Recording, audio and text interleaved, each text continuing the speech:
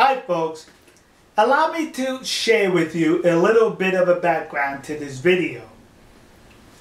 The event happened on the 11th day of March in the year 2011.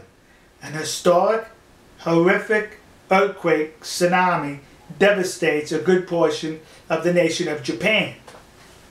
Immediately the United States sends military aid to assist our trusted friends and allies. Well, mainly the Japanese, mainly because we have a lot of military bases there, so it was expedient for us to help out. On one of the U.S. naval vessels that was on scene in the waters of Fukushima, the nuclear power plant that was devastated, was an aircraft carrier, the USS Ronald Reagan. During his rescue and assistance operations, there was something like 20,000 U.S. military personnel helping our good friends the Japanese during this and the aftermath of this disaster. 2 months later, I arrived in Japan. And let me tell you something. A multitude of people kept thanking me for America's help during and after that disaster. Not that I was responsible for it, but they saw an American citizen to say thank you to for the help. A lot of them was wearing this patch. Operation Tomadachi. That's what the United States military called the operation in helping our friends, the Japanese. Operation Tomadachi, friendship. This patch was given to me by a Japanese citizen.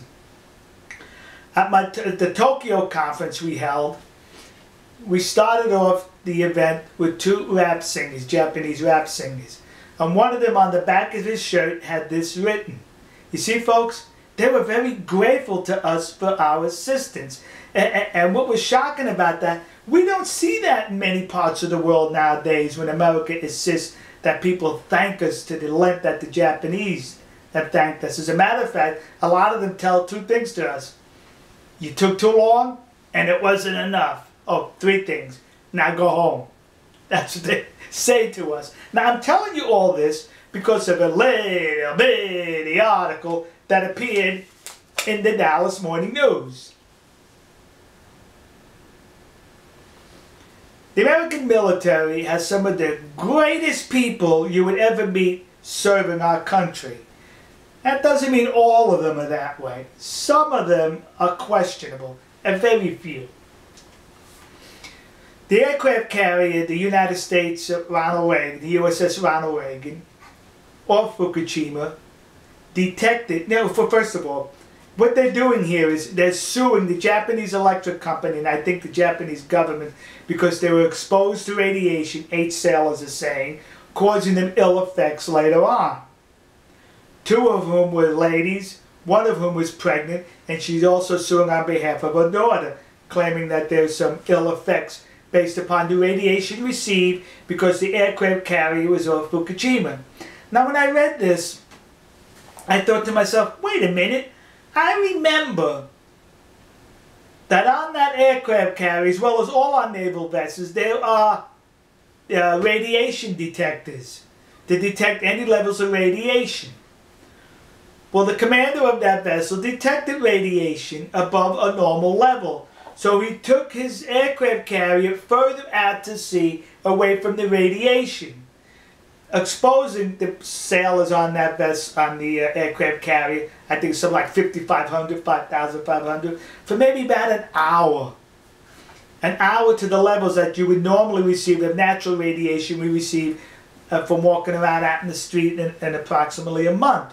So he took them out of harm's way, out of danger.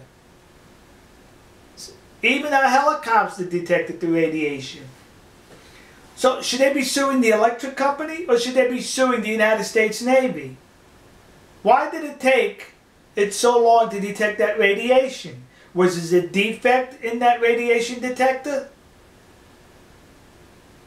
They should be suing the Navy. They should be suing the United States government.